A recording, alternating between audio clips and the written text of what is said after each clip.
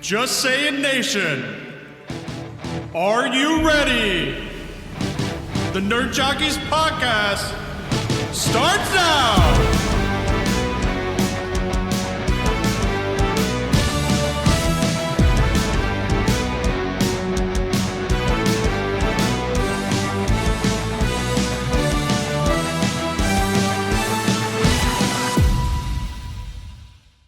Hello, everyone, and welcome back to our second episode of the Nerd Jockeys podcast. I'm Shay, and as always, I'm Jairus, and welcome to episode 2. This is a special episode because it is our first Nerd Jockeys all Marvel episode.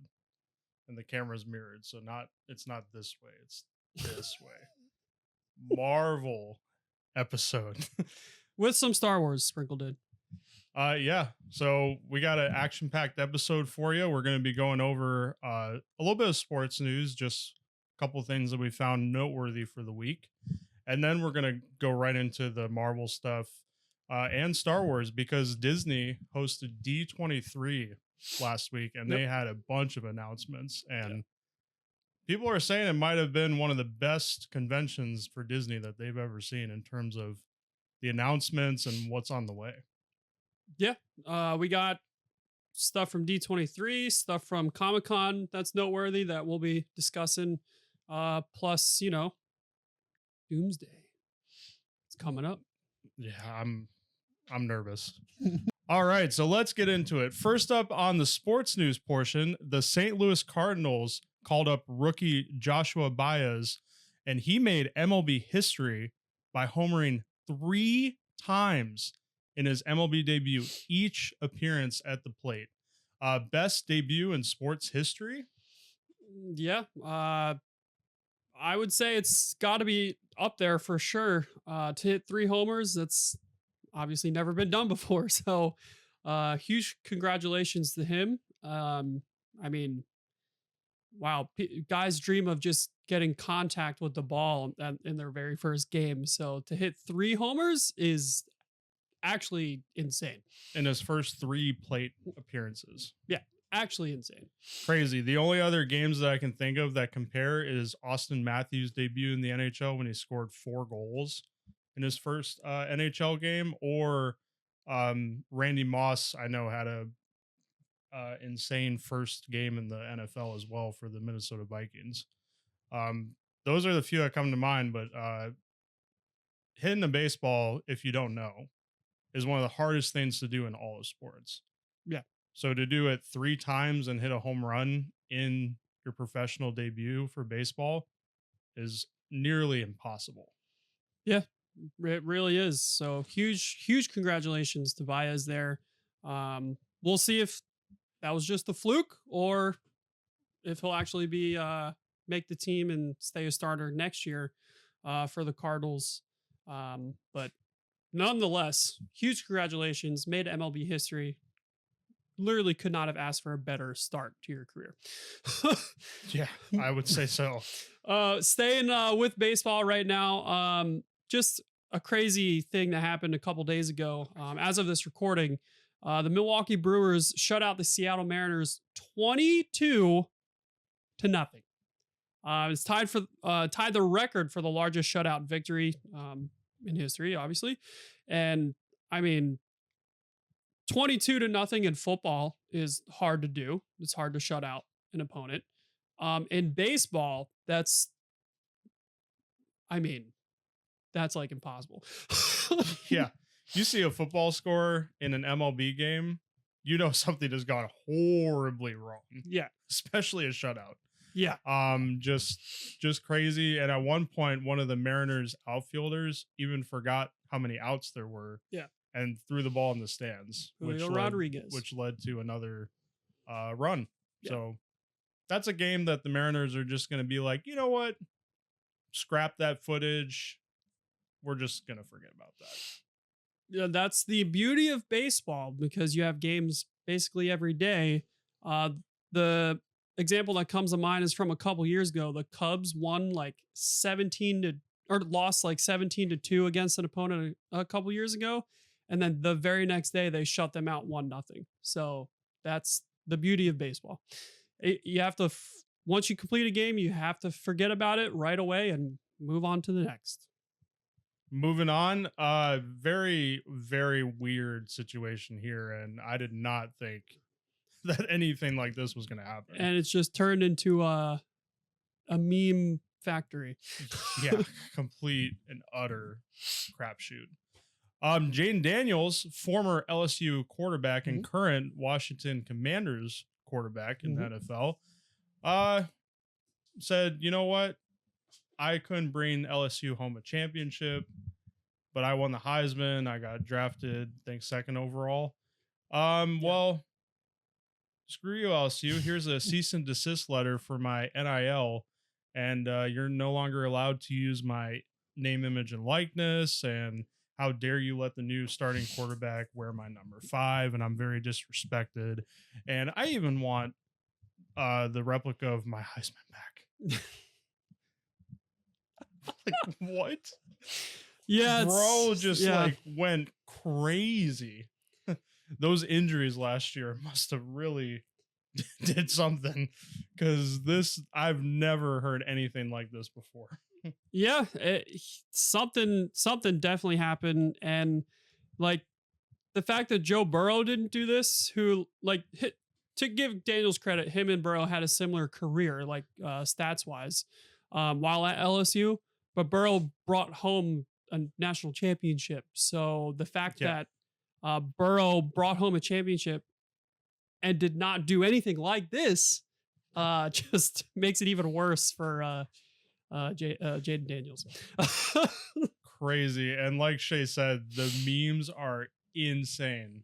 Yeah. The New York Mets, just countless teams coming out saying, like, the Mets said, "Oh, we stopped scoring runs at 4 out of respect for Jaden Daniels, number 5."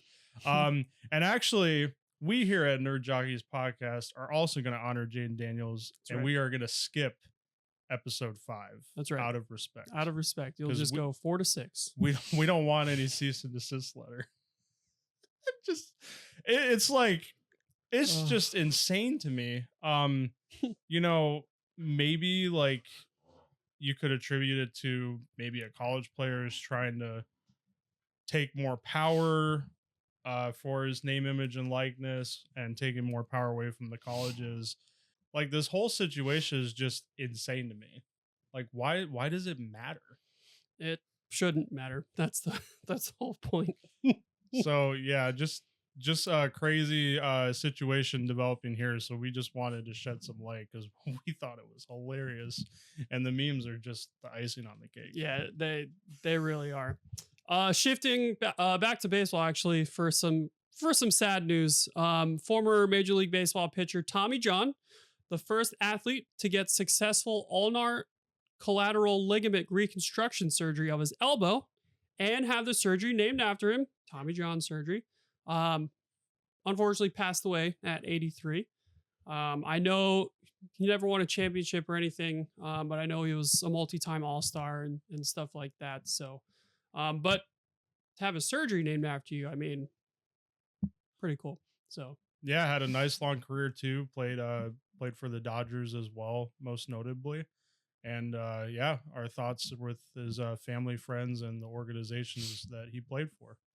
Yeah, and because of him, now there's pitchers can throw baseballs at 100 miles per hour again after the surgery. So yeah, very important. He basically pioneered pitchers to prolong their careers. Yeah. So very important. So yeah, rest in peace, Tommy John.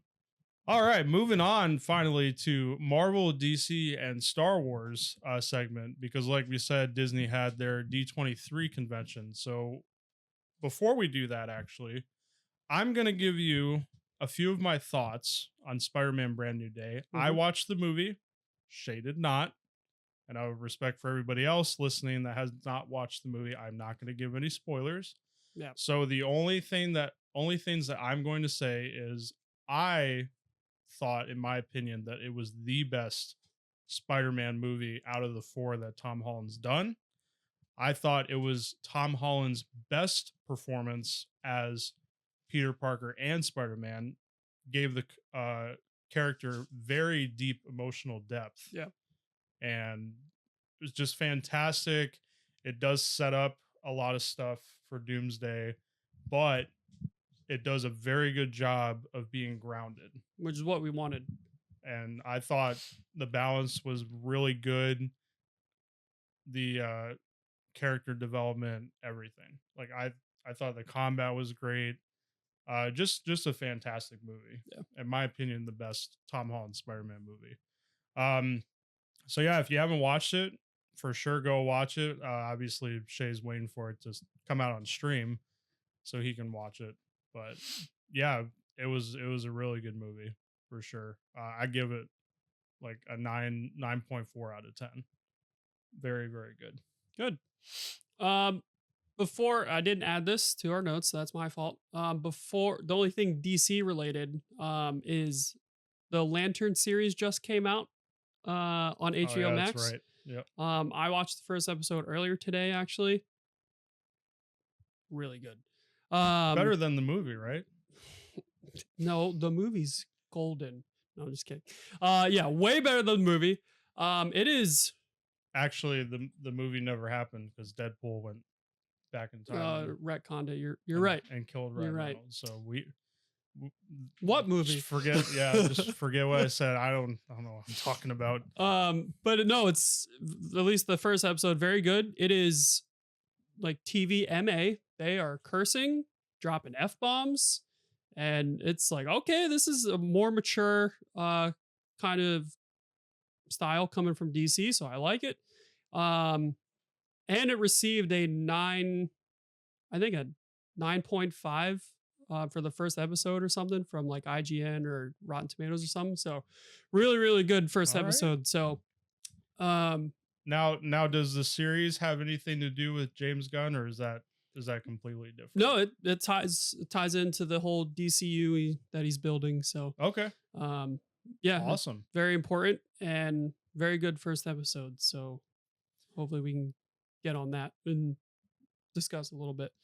But yeah, besides that, we have a bunch of Comic-Con and D23 Marvel and Star Wars announcements to go through, give our reactions, and well, Jairus, why don't you start us off?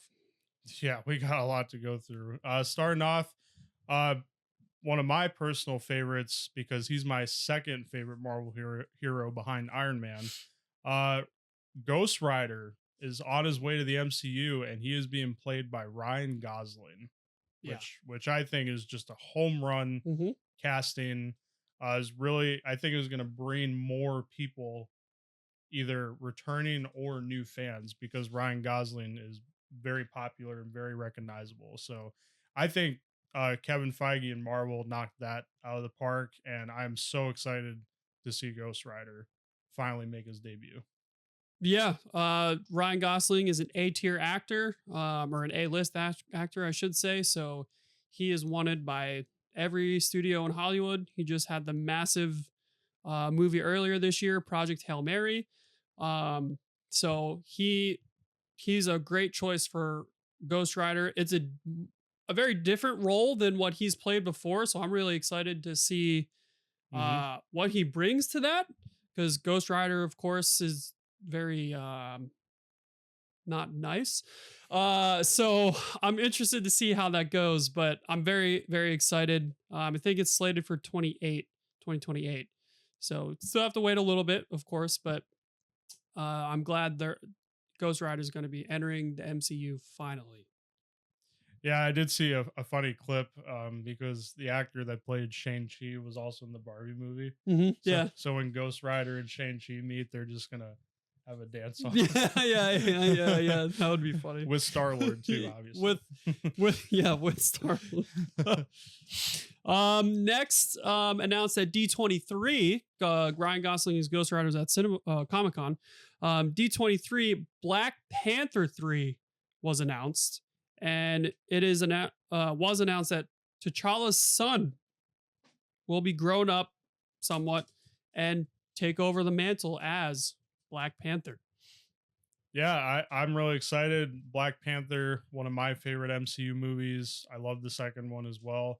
And we talked about this obviously yesterday, and we talked a lot about stuff that we're going to talk about Yeah, off yesterday. screen, off screen. Yeah. But we were thinking that because T'Challa's son is eventually going to take over the throne, because it wouldn't make any sense for him not to. Yeah. If they since Correct. they incorporated him in Wakanda forever. Yep. We think that Shuri is going to be recruited to the Young Avengers with Kamala Khan, Kate Bishop, and all of them, and kind of not necessarily like leave Wakanda, but just go off with them. And that would be kind of a good transition, we thought, for T'Challa's son to take over the throne and become the new Black Panther. Yeah, without just completely forgetting about Shuri, unless something happens in Doomsday that we don't know about. So that remains to be seen. Yeah. Moving on, the X-Men cast was announced. This was one of the biggest announcements for sure. And I love the casting. I think her name's India Navarrete, the girl from Obsession in playing Rogue, which I love. So congratulations to her on landing a big role. And also Adam Driver as Sinister. Yep. And the rest of the casting I thought was fantastic. Obviously we know Sadie Sink's going to be in there, just don't know who yet. Yeah, I'm really excited for the movie. We know that obviously the X-Men are going to be featured in Doomsday. Yep. At least with Magneto, Cyclops, right? Yep, Cyclops, Professor X. Yeah, which we know of. So I'm really excited to see them in Doomsday, but I'm also excited for their own standalone movie. It's going to be amazing. Yeah. Ghost Rider's 2028. I think Black Panther 3 was 2028. And I think X-Men was 2028 or 2029, if I do believe. Yeah, and relating to that, I think Marvel is doing it right, making Secret Wars one of the few, if not the only movie that's slated for it is the only movie that year. I don't know if it's the only Marvel project though. Like I don't know. I don't remember what might be coming out on Disney Plus. I think they're doing good on that, so they can build the anticipation for Secret Wars. And also it will probably give them some time to also think more about what the next steps are. Yeah. So I think they're doing that right by slating Secret Wars as the only movie. I agree. That's what they need to do for sure. Yeah. The next announcement was a trailer for Vision Quest. We have not seen Vision in a long time. Long time, or White Vision, of course. So this was a huge drop. It is finally coming. I think it's next year. No, it's or the end of this year. End of this year. It's in October. Yeah. October. So Vision Quest is coming, and the trailer was great. We get to see Ultron as Ultron, but also as James Spader, his human form. And I think it's going to be great. I'm so excited. Ever since the ending scenes of WandaVision, obviously we saw White Vision just fly off, and we hadn't seen him in years. Yeah, long time. And that's been like my biggest cliffhanger was that, like, where did Vision go? What happened? So I'm very, very excited for Vision Quest. I'm definitely going to be watching that as soon as it's released. Oh yeah. Love how James Spader is coming back to play Ultron. Because a lot of people also think that Ultron never really went away after Age of Ultron as well. So maybe we get something there. Or he's a Vision. Okay. But all right, joke's over. I get it. Once I get the Steam Deck, then I'll have a button for that. All right, moving on to some of the Star Wars portion of D23, the highly anticipated that we've been waiting for years, Ahsoka Season 2. Finally. I am so hyped for this. That is like next Vision year. Quest. That is next year. Ahsoka, yeah. But man, am I ready? Yeah, great. Another great trailer, of course. Most everybody's coming back. including Hayden Christensen as Anakin Skywalker. So I am right there with you. I'm so ready. This was a huge drop as well, and had a lot of great reactions. A lot of people are very excited for it. So all for it. Can't wait. Yeah, I'm so excited. It also left on a big cliffhanger. Huge. With I can't remember his name, but it was the one guy, the Sith guy that had the apprentice that we just see him on the planet and he's going off to those statues, Mhm. if I remember correctly. Yeah, I don't remember his And name either. I know there's something there that we don't know Yeah. about him. Yeah. And so that's kind of my thing. And also, is it General Thrawn? Yep. Yeah, he left, so he's going to fuck shit up. And they were just left there. Yeah. So we have no idea how they get back. Nope. Obviously they probably do get back somehow. But yeah, just need answers. So as soon as this releases, we're sitting down and watching it. Oh yeah. Continuing with Star Wars, Ryan Gosling again is going to be in a movie called Star Wars Starfighter, and there wasn't a trailer or anything because it's pretty early in production. But the synopsis is it's supposed to be a gritty underworld tale with epic space battles you would expect from Star Wars. So I mean, and Ryan Gosling's in it, so I'm ready for it. Yeah, I'm excited too. I don't really have a lot to say on Star Wars Starfighter, but it looks very good what they released, and just in terms of everything that we've talked about so far, like, is the hype real? Like, should we be super excited for Marvel and Star Wars? um, I think maybe we should be cautiously optimistic. I think that the properties are learning from the last 5+ years of products that they put out, the shows and the movies, where a lot of that has been, or a lot of that have been misses in regards to most of the properties, like misses with the audience. And not that they haven't brought in money, but just not received well. Yeah, So sure. I this did give me hope that okay, maybe we're learning here from our previous mistakes, and we are writing each of them, the Marvel and Star Wars, are writing the ship and are going in the right direction. But because we have been burned by these two studios, I like I said, I'm gonna be cautiously optimistic. I don't want to be full force. Oh yeah, we're back, baby. Yeah, I agree. And we've talked about it countless times. Ever since Endgame, ever since Disney bought out Lucasfilms, these properties have had pretty rough patches. Like, let's just not beat around the bush. There have been the diamonds in the rough if you have found them, if you've kept up. And obviously there's that hardcore fan base that's always going to watch no matter what. Yeah. Love it. I'm not personally like a hardcore fan of the MCU or Star Wars, but like I'll watch mostly the good parts. So but there have been some projects where I've watched it and I'm like, wow, that was not good.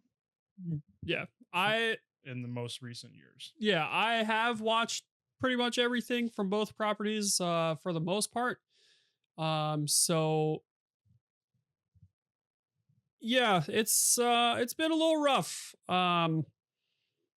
It's been a little rough. Marvel has fared better, I would say, than Star Wars itself. Star Wars hasn't had a movie since earlier this year was the first one in I think it was 6 years, maybe even 7. Um but I they have the right people in charge. Of course, Kevin Feige, we always trust Kevin Feige to make sure Marvel's going the right way. Even if there's a lull, right? And Dave Filoni, the new godfather of the Star Wars brand, he's in charge of it, and he's a huge Star Wars nerd, worked under George Lucas, so he has the keys to the kingdom now, and they're in good hands. So cautiously optimistic. I think Ahsoka is going to be a big win for them, and of course with Spider-Man and then Doomsday later this year, the MCU is going to have some pretty big wins too. So Yeah, I think like for Marvel specifically, going back to Marvel, Spider-Man is always going to be one of those properties that people love, no yep. matter what. Hmm. He's the most popular Marvel character of all time, if we're being honest. And I don't know Yeah. how close it is. Yeah, it's not close. The Spider-Man is Marvel's most popular character ever. Yeah. Just like Superman and Batman are DC's most popular characters ever. Yeah, and like we said, we trust Kevin Feige. There have been the downs since Endgame, but I think there's still been quality to be found. Like I don't Yep, think for there sure. have been as many bad projects as there are good projects. No. And I think like we've said before, there's the perspective, there's the casual fan base that doesn't follow as much. Yeah. So they're not you have to encompass that casual fan base. Yeah, well, that's the majority of the ticket shares or the Exactly. viewership. So, But you I have think to. I think over the last few years, I think the MCU is starting to slowly figure it out and learn from the mistakes. Mhm. And from what we saw that we're going to talk about here in a minute with the Doomsday reveals, I think they've like I want to be cautiously optimistic, but from what we've seen, I think that they're figuring it out, and I think they're going to be okay. And I think I hope so. from everything that happened with Kane and Jonathan Majors that just threw everything like completely in a blender. Um, if everything works out, I think they're gonna really pull it off, and I think it's gonna be fantastic. Yeah. How they were able to just completely get off of Kane, go to Doom, like obviously that was something that was out of their control. Yeah. If they can pull it off, like that would be fantastic. Yeah, I agree. So But I'm not going to bet on it yet. no, but I'm starting to get hope. Starting to get hope, just like Clint said. Don't do that. Yeah, don't give me hope. So yeah, moving on. We're gonna talk about Doomsday now. Speaking of, we got a new look, and wow, this has me hyped. From the footage that we saw, I am now like, I was cautious. I'm still cautiously optimistic, but I was like very reluctant. But after seeing this, Mhm. I'm like up here, like, okay, we might be back. Yeah, I'm pretty excited. Of course, I haven't seen Spider-Man, so I don't know some of the setups to maybe even boost that excitement more. But yeah, the new look that dropped from D23, and then of course the trailer that came out a month or two ago. Um, yeah, it's looking pretty good. It's looking pretty good. Yeah, we gotta relax. We gotta rescind. We gotta resist. Stay calm. Stay calm. Yeah, so let's just kind of go through it. Also, we'll talk about some elements regarding the first trailer about Doomsday. But one of the first things I want to touch on, Steve Rogers has made his return. Yes, Chris Evans himself. Now the question is this a good thing or is this a bad thing? Right. Is this seen as lazy? Is this seen as a cop out? Right. Kind of like how Robert Downey Jr. was cast as Doctor Doom. Like, is that good? Is that going to bring the fans back, or is it more seen as like a lazy move and a cop out to bring the fans back? Like we talked about a while ago on this very podcast. So what are your thoughts on Steve Rogers? Is that actually Steve Rogers even? I I still think recasting RDJ and having Chris Evans come back is still a bit of a cop out. Um, of course, haven't seen the movie, but until we see it, I don't know. It's definitely going to bring people to the movie to see it, even though everyone's going to go see Doomsday regardless. It's the next Avengers movie. Um, I I trust, and we've also said this before. I trust the Russo brothers in what they're going to do with these characters. Um, but I do still have those worries that they just brought back Chris Evans because it's Chris Evans and he was Captain America. And well, now what do we do with him? Kind of thing. Sure. So I still have those worries. The trailer and the special look has um, maybe quieted those a little bit because he's brought back pretty mysteriously and no one knows why he's back, or at least seems that way. Um, his interaction with Thor, I don't have a good feeling about it. I get pretty bad vibes and get pretty worried. I think I've heard plenty of a few theories about it. Like it could be Hydra Cap, which would be crazy and a very big deep cut to the comics. Um, it could be a Cap from another universe, obviously with the multiverse. It could be Loki bringing Cap back. It could be Loki as Cap. There's a whole bunch of theories out there, as Jairus and I talked about the other day off camera, and I don't know. My gut is telling me it's Loki brought Cap back himself because of the shot of Loki in the trailer with the TVA. Apparently, the the curtains that he's leaning up against are the similar ones that were in the scene when he went back to with Peggy Carter in their house. But I don't know. We'll see. I still just get a bad feeling that he's not as good as he might seem. Yeah. Oh, how he wants kisses. Yeah, I agree with you. I do not get a good feeling seeing Cap. I think the most important thing about Steve Rogers in the trailer is he is able to lift Mjolnir. Mm-hmm. I think that's very important in telling us what kind of Cap Steve Rogers we're going to get. Right. So, yeah, and any of the theories we talk about, let us know in the comments what you think. Yeah. Like what you believe. I think it could be Loki in disguise going to see Thor. Just because I get that kind of weird feeling, but also Loki's the god of mischief, so maybe that's why I get that feeling. Yeah. And I didn't think maybe it would be Loki because he wouldn't be able to lift Mjolnir, but what he did in his character arc in the Loki series maybe would make him worthy enough Right.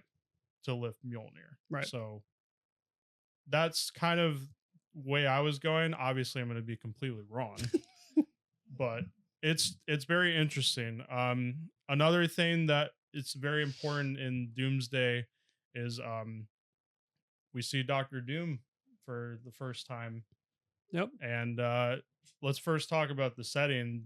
Whatever setting they're in, it's in complete shambles. Complete shambles. I personally, it looks like New York City. I find it hard to believe that it's the New York City in the main Earth. I think Doctor Doom either transports them or they travel to a different timeline where an incursion has occurred. Yeah, and Doom's there. And Doom is there. I also was kind of thinking because Reed Richards seems very upset about is what happened. Could that be their Yeah, could that be their New York City? maybe so. Because as we know from First Steps, that is New York City that they're in, is just futuristic. Maybe that's a flashback. Like maybe when we see Thor talking to some of the Avengers and the Fantastic Four, maybe Reed is talking about or describing, or Sue Storm is describing who Doom is, and maybe it's a flashback of Sue talking about what happened on their Earth and why, part of the reason why they fled, maybe, or something, or I don't know. Yeah, because obviously there has to be the reason that the Fantastic Four show up in 616. Yeah, And the post credit scene shows Doom with them. yeah, with Franklin. Disclaimer: Doom can time travel, so he can basically go wherever he wants. I know, shocking. Yeah, it's the setting is very interesting. Maybe it is like maybe Doom just shows up to 616 and just Maybe he does. obliterates New Yeah. York City, which would be a pretty good way of showing we're fucked. Yeah, that'd be a good way to show. Yeah, Doom he's pretty bad. But I don't think that would be, because he also resuscitates or calls up his sentience. Yeah. And I don't think there are sentience on 616. Not that we know of. So I don't think that's the same either as like in the Eternals with the creatures from like the Power Stones, forgot what they're called. The Celestials? Yeah, the Yeah. Celestials. No, That's no, not the same thing. No. So I think it is like an alternate Earth that was destroyed or Doom destroyed. Yeah, I think so too. Okay, and then so moving on from that, if you don't have any other thoughts about the setting. No. Yeah, so moving on from that, kind of backtracking a little bit, we get kind of a look at Doom himself.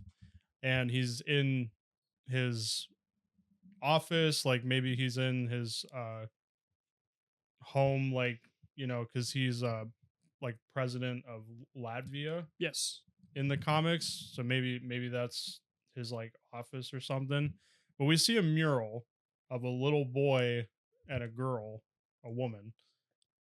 I don't know if that's his mother and him as a child, or if that's like his wife and son. Yeah. I'm leaning more towards that's his wife and son. And something happened. Probably an incursion that led to their deaths, and now he's hell bent on revenge. Because he says a very interesting quote: "All of you have lived stolen lives. It is time to give them back," which is very, very interesting, and I think gives us also a lot of insight to his motive and what's going on. Yeah, I agree. And maybe that also ties into Steve Rogers coming back, because he went back and to be with Peggy, had a whole life with Peggy. That wasn't supposed to happen. Yeah. I think with all the time traveling that they've done and like the events of Doctor Strange, Multiverse of Madness, I think what's happening is because all the Avengers have been messing with the timeline, I think there's many incursions that are happening. And and one of them affects Doctor Doom, possibly leading to the death of his wife and son. Yeah, because they're standing like on top of a planet or Earth that has like a big crack through it, and people are at least that I've seen like online and stuff, people are thinking that's Battle World, which plays a huge part in the Secret Wars comic. So I could see that happening, or maybe that's just a hint as to what happened to his wife and son or mother or something, you know. So it's all I don't know. I think that mural is telling a lot, but of course it's up to us to decide what it actually is until we see the movie. Yeah. And then the other thing that I wanted to touch on that I remember, that I want to talk about was the scene where Thor and Doom fight, Mhm. but it was not much of a fight. Yeah, no. First off, walk you through real quick. Thor says that, you know, basically, Doom, I'm going to kill you. He goes to attack him, and Doom does that. 2 fingers, stops Thor, arguably at his strongest, Yep. Stop Stormbreaker. and just tosses him aside like a rag doll. Yeah. Not only is this like, oh shit, Thor has no chance, but I also think it's a very good callback and a very good reference to Infinity War. Yep. Because Thor was literally able to mortally wound Thanos with Stormbreaker, with him having the power of all 6 Infinity Stones. Correct. The fact that Doom can block a full attack of Stormbreaker and Thor with 2 fingers and no effort required shows you, really hits the point home of, oh shit, we're fucked. Yeah, I agree. So I thought putting that scene in there was pretty genius by the Russo brothers, and to have that in the reveal. Yeah, it does it's a nice scene to show you like, oh, he's definitely a worse threat than Thanos. As we talked about the other day, though, I still think there needs to be something in the first 15, 20 minutes of the movie, 30 minutes of the movie, where Doom does something catastrophic, or like from the comic panel, rips out Thanos's spine from another multiverse, to show, to really sell, like, yeah, there's, how are you going to stop him? Yeah, I agree. I totally agree with you. And it's just because too, like, they just didn't have the time to build up the anticipation like they did with Thanos and really show you how much of a threat he is. So like, Doom needs to show up, and he needs to show up swinging right out of the gate. Yeah, that's right. To really hit it home. He does. He sure does. And what better way to show that than to literally kill Thanos? Yeah, exactly. But we'll see. I doubt that scene is actually in the movie. Yeah. Maybe. 50-50, I say. 50-50. Yeah. I don't think there was anything else I want to add. Do you got any thoughts or theories? I think, of course, they still have to deal with Kang. I think it'd be a terrible mistake to just completely forget Kang existed. Say, oh, well, yeah, he doesn't exist anymore. Yeah. Obviously, Jonathan Majors isn't coming back. But they really need to do something to explain why Kang is not actually the big bad and what might have happened to Kang and all that. Because that would leave a real sour taste in my mouth if that did not happen. Oh, for sure. They definitely need to. That could be a scene where you know that, oh shit, like Doom is the real deal. Yeah. If he goes to like the Council of Canes and just wipes them all out. Right, exactly. You know, and that would also, you knock out 2 birds with 1 stone by explaining how Kane's gone now. Correct. The only other thing that I wanted to add was Rhodey. Yes, I just remembered that. Yep. If you don't know, and if you haven't listened to this podcast for a while, yeah, we're still really salty about the ending of Secret Invasion, and we will never get over it. Yeah. Okay? Yep. That's right. Get used to hearing it forever. The whole series was great right up until the end. Really was. Had the best, just complete mindfuck twist. Yeah. That you will ever see. Yep. And did nothing with it. Yeah. I think because RDJ is playing Doom, I think to fix that wrong, to right that sin, and it would just be such an emotional scene. Yes. Now that we know Rhodey's back, but obviously we haven't seen him in years either. Um, I think, and we talked about this off camera too, if maybe they were having a fight scene like you suggested, and Rhodey was in War Machine and they were going at it, trying to stop Doom or whatever. Maybe Doom's mask comes off somehow, gets knocked off, or Doom takes his mask off. Rhodey pops up his little helmet from War Machine. He's like, And he's just Tony? stunned. Yeah. Is that you? And because his guard was let down, what if Doom killed him? Yeah. And like it just pans to him, like Rhodey's like all emotional. Like maybe he starts having tears go down his face. And you just see Doom and he just has this like just blank expression. Like nothing. Yeah. Because that's obviously not Tony. No. If of course it'd be very emotional if that happened and Rhodey died and stuff, but I think that would absolutely fix what Secret Invasion did wrong and help just amend that mistake and finally bring closure to what should have been the perfect ending. Yeah, I totally agree. And that brings me to another point that we should talk about that we talked about the other day. Who is on the kill list? Spider-Man. He's dead. No, just kidding. He's the only one that is guaranteed to not die, I would say. Yeah, I totally agree. I think he's the only untouchable. For one, Sony would never let Marvel kill off Spider-Man. No. And that would just be a complete PR disaster. Yeah. To kill off Spider-Man. Yeah. It's not happening. No. So we can definitely, Tom Holland, you can play Spider-Man for as much longer as you want because you are not going anywhere. Nope. I think besides Spider-Man, I don't think there are any other untouchables. I think anybody and everybody has the potential. I think the least likely is probably most of the young Avengers because you're obviously going to want them to take more of a lead role. Yeah, continue the story through after the MCU. Yeah. After Secret Wars. I do think that at least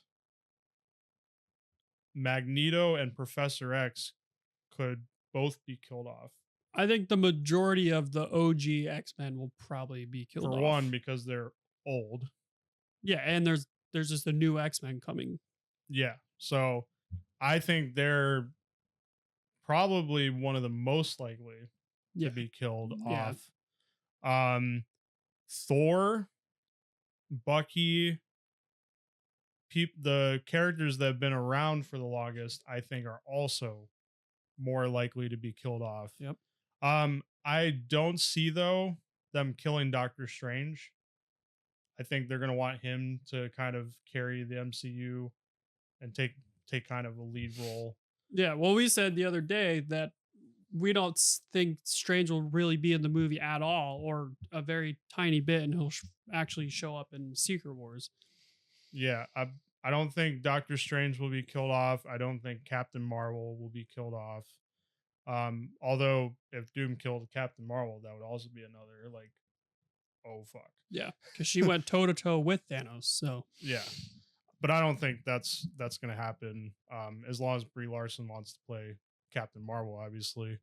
I think other than that, like, I think Thor, I would say, would probably be the most likely. Probably Bucky of like the OGs.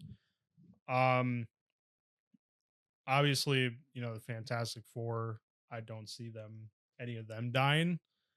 I don't see any of like the new Avengers dying with Yova. How do you say her name? Yelena Belova. Yeah, Yelena Belova. Yeah, from the Thunderbolts. I could see a couple of them dying. I could see the Red Guardian being killed. Yeah.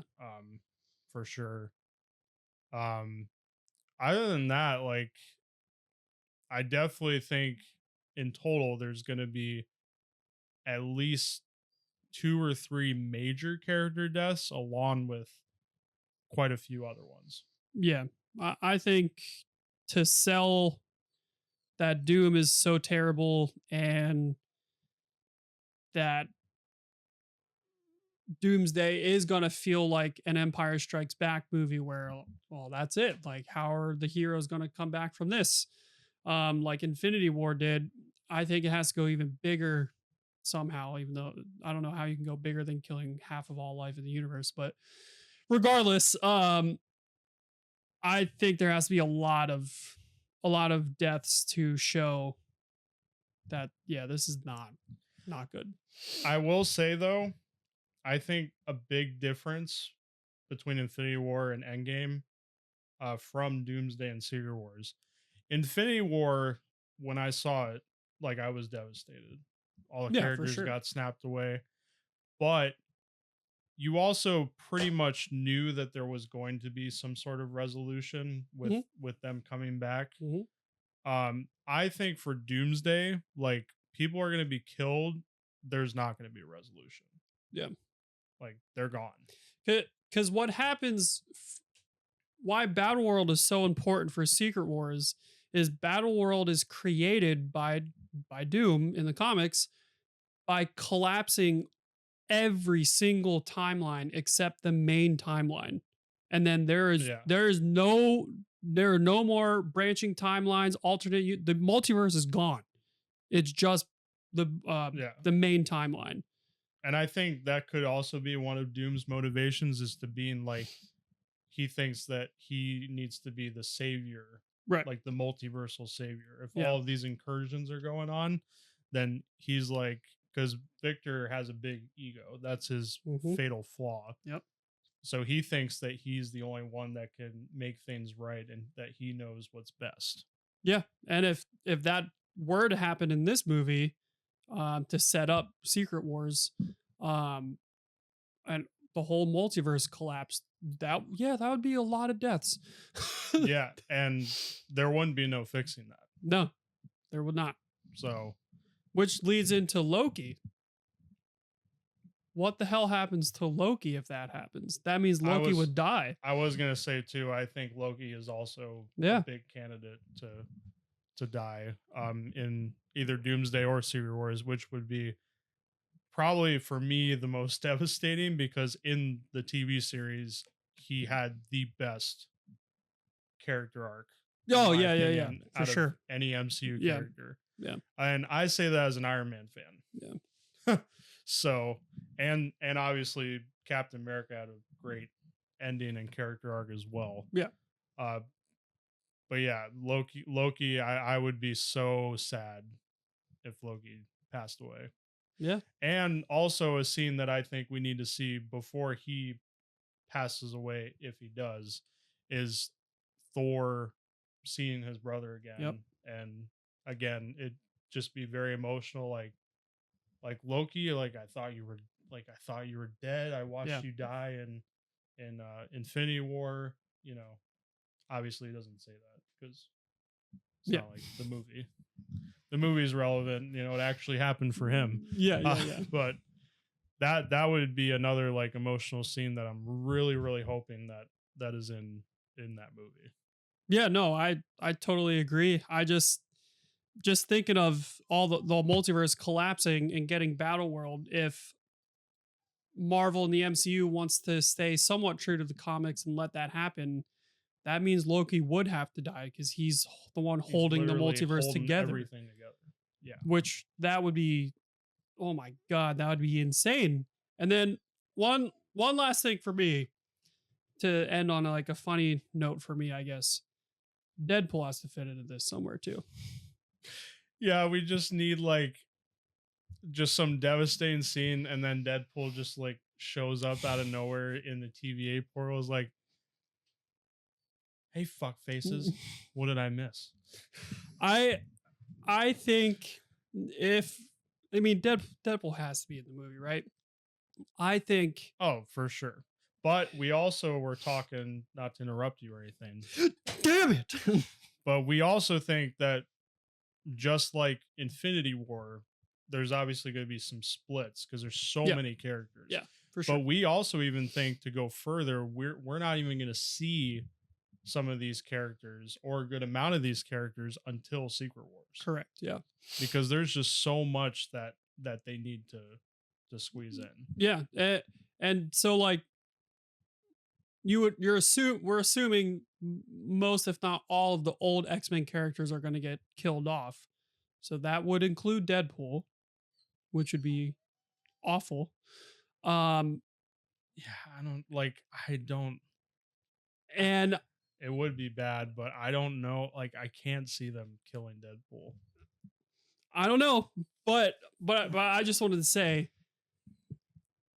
if he is in the movie, Doomsday at least, and the interaction when he first sees Doom is gonna be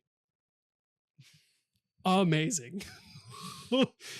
Amazing. Just with, of course, Ryan Reynolds' mouth and just like another guy that wears a mask. Yeah. Like Fox. It's gonna Fox, be. why don't you be more creative? Yeah. It's gonna be awesome. It's gonna be a great interaction. Yeah. And you know, we could obviously see Wolverine too, as well. They did have a little thing during D23. It was awesome where Hugh Jackman was on camera and Deadpool Ryan Reynolds was off camera, acting like Deadpool and like forcing Hugh Jackman to basically say like, Kevin Feige, like, if you need a spot, like I want to be in your movie, like, I want to be in Doomsday kind of thing, which is hilarious. So maybe we could see Hugh Jackman as Wolverine come back again in Doomsday. Oh, for sure. Yeah, I think that would be fantastic. Yeah, there's just like so much to unpack. And if you watched any of D23 or anything regarding Marvel, I hope you guys are just as excited as we are, but we're still going to remain cautiously optimistic. That's right. Those are the 2 words of the day. We just don't want to, be like very disappointed if it's a letdown. Yeah. We think all the pieces are there. Yeah. And there's people in charge, obviously, that we have very high trust in. Yeah. But the question is, are they going to do it right? Is it going to all come together? Yeah, exactly. So we'll leave you guys with that. If you have any thoughts or on theories or anything that we talked about, we would love to hear your reactions, theories, comments in the comment section, obviously. But yeah, that is going to do it for this episode. We really hope you enjoyed this special edition episode of just Marvel and comic news and Star Wars, because we have a lot of fun with these. But next week, we're going to dive right into football. That's right. So thank you all so much for watching and listening to the episode. If you enjoyed, make sure you leave a like, comment, subscribe, any color. Bringing that little line back. And yeah, follow all of our socials. That will be linked in the description below as well. But yeah, we will see you in the next one. Thank you so much.